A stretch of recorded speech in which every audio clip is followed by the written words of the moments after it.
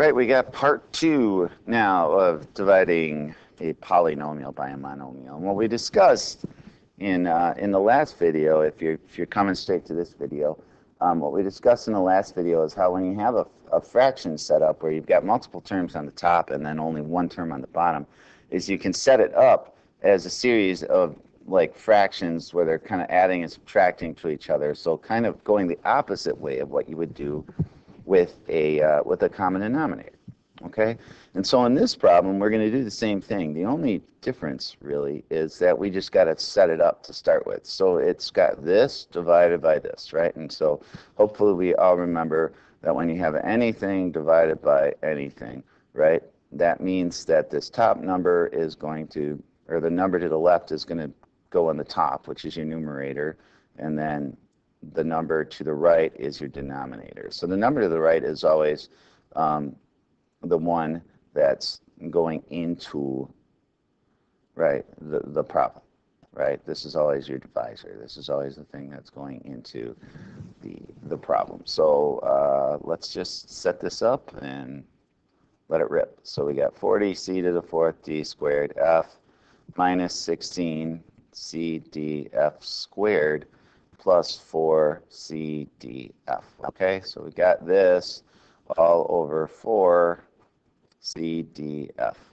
Okay, so with this problem, pretty much we're just going to break it up into 3 different fraction problems. And you can do this with 2 terms, you can do this with 10 terms, doesn't matter how many terms are on top, as long as there is only one term on the bottom, right? One monomial, right? So that's what we're going to do. We're going to go 20c to the fourth d squared f over 4cdf. And we got minus 16cdf squared over 4cdf. And then plus 4cdf over 4cdf. All right, so let's start with this first one, all right? So 4 goes into itself once, it goes into 25 times. So we're going to have 5 on top. All right, we've got 4 and 1 for my c's, right? I've got 4 on top, I've got 1 on the bottom. 4 minus 1 gives me 3. So we got 5c to the third. Got 2 d's on top, we've got 1 d on the bottom. So 2 minus 1 is 1, so just be d. And then my f's, I've got 1 up here and I've got 1 down there. Well, when you have the same amount both, right, it gives you an exponent of 0 because 1 minus 1 is 0. Anything to the 0 exponent is 1. And the other way of thinking of it is just it makes a pair of 1, right? So gets you to the same plot. We could put this over 1, but we don't have to because we know already that,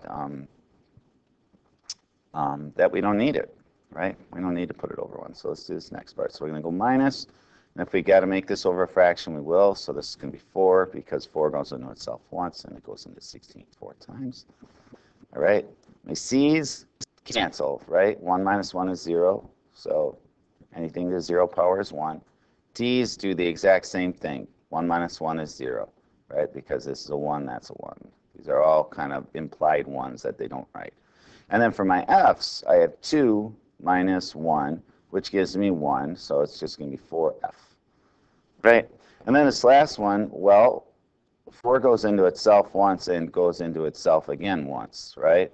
Your c's cancel just like over here, your d's cancel just like over here, and your f's cancel. So when you have something and everything cancels out like that, it's not 0. It's actually, if you think about it, every time it cancels out, right, it makes a pair of 1, right? So it's kind of 1 times 1 times 1 times 1, right? Which is a big, fat, juicy 1.